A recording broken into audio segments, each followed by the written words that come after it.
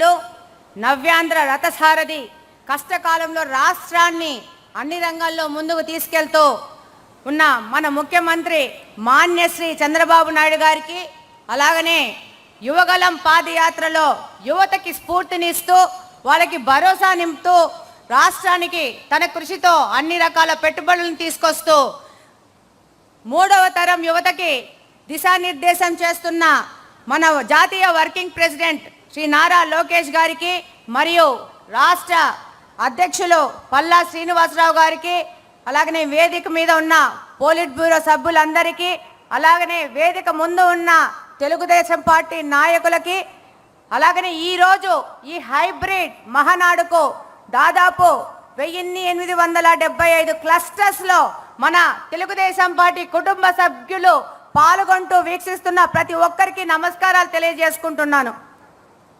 మహిళా రిజర్వేషన్ భారత ప్రజాస్వామ్య చరిత్రలో మహిళా సాధికారతకు చారిత్రాత్మక మైలురాయి నారీ శక్తి వందన్ అధినియం. మహిళలకు చట్టసభల్లో 33% రిజర్వేషన్ కల్పించి వారిని రాజకీయాల్లో నిర్ణయాల్లో సమాన భాగస్వాములుగా నిలబెట్టడమే ఈ చట్టం యొక్క లక్ష్యం. ఇది కేవలం సంఖ్యాపరమైన మార్పు కాదు, దేశ విధానాలలో మహిళల స్వరం బలపడేలా చేసే ఒక కీలక సంస్కరణ. దేశ జనాభాలో సగం మంది మహిళలకు సమాన రాజకీయ అవకాశాలు కల్పించడమే దీని ముఖ్య ఉద్దేశము.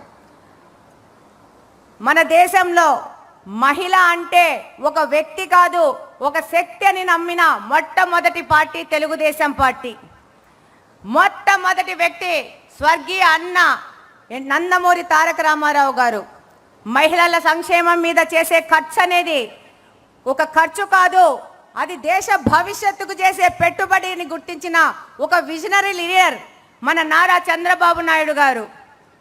మహిళా సాధికారత అంటే విద్య వైద్య రంగాలలో, విద్యా ఉద్యోగాలలో మహిళలకు కొంతమేర అవకాశాలు కల్పించి మహిళలకు ఆర్థికంగా రాజకీయ స్వేచ్ఛలతో పాటు ఆలోచనాపరమైన స్వేచ్ఛా నిర్ణయాలతో స్వేచ్ఛ గౌరవం ఉండాలని నమ్మిన వ్యక్తి మన యువ నాయకులు నారా లోకేష్ గారు.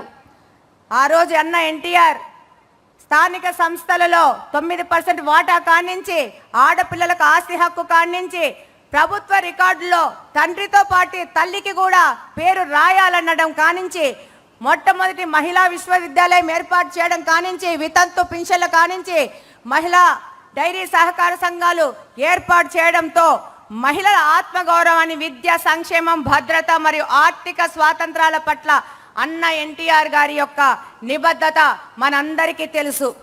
నేటి తరం నాయకులు శ్రీ నారా చంద్రబాబు నాయుడు గారు ఆ యొక్క నిబద్ధతను ఇంకా కొంచెం ముందుకు తీసుకెళ్తూ మహిళల యొక్క గౌరవాన్ని పెంచారు.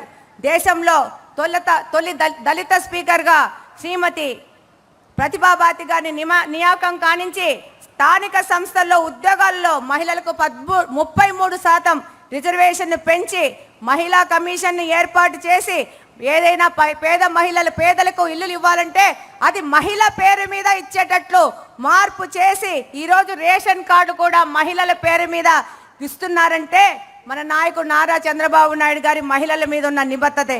ఈరోజు చంద్రబాబు నాయుడు గారి మానస పుత్రిక డ్వాక్రా ఏర్పాటు కానించి, ఆ రోజు దీపం పథకం ద్వారా ప్రతి ఒక్క పేద గృహిణికి ఉచిత గ్యాస్ కనెక్షన్ ఇచ్చారు. అలాగనే ఒక వినూత్న పద్ధతిలో ఆ రోజుల్లో ఆర్టీసీలో డ్రైవర్లకు, కండక్టర్లకు మహిళలను తీసుకున్నారు. ఇవన్నీ మహిళా పక్షపాతిగా శ్రీ నారా చంద్రబాబు నాయుడు గారు నిలిచారు. ఈరోజు కూటమి ప్రభుత్వం అధికారంలోకి రాగానే దీపం 2.0 కింద 3 సిలిండర్ ఉచితం కానీ, మహిళలకి బస్సుల్లో ఫ్రీ కానీ, తల్లికి వందనం ద్వారా మహిళా ఆడపిల్లలు స్కూల్ డ్రాప్అవుట్స్ కాకుండా ఈరోజు మహిళల కోసం ఎన్నో కార్యక్రమాలు చేస్తున్నారు.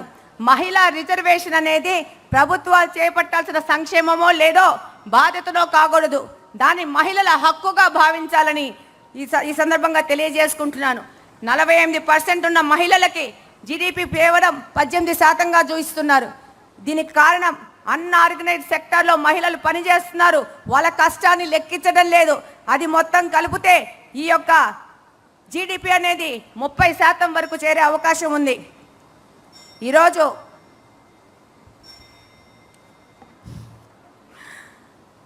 ఆ రోజు 96లో దేవగౌడ గారిని ప్రవేశపెట్టిన తొలి మహిళా బిల్లు కాడి నుంచి మళ్ళా 98 నుంచి 2003 వరకు వాజ్పేయి ప్రభుత్వంలో కూడా ఎప్పుడు తెలుగుదేశం పార్టీ మహిళా బిల్లుకు సపోర్ట్ చేస్తూ ఉంది. నిన్న ఎన్డీఏ ప్రభుత్వం ప్రవేశపెట్టిన బిల్లుకు కూడా తెలుగుదేశం పార్టీ సంపూర్ణ మద్దతు ఇచ్చింది.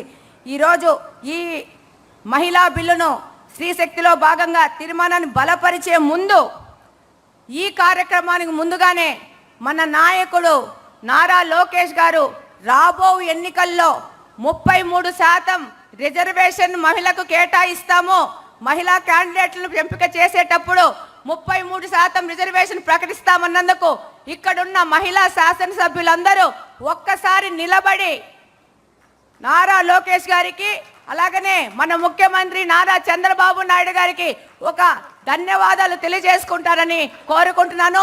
చప్పట్లతో ధన్యవాదాలు తెలియజేసుకోవాలని కోరుకుంటా ఉన్నాను.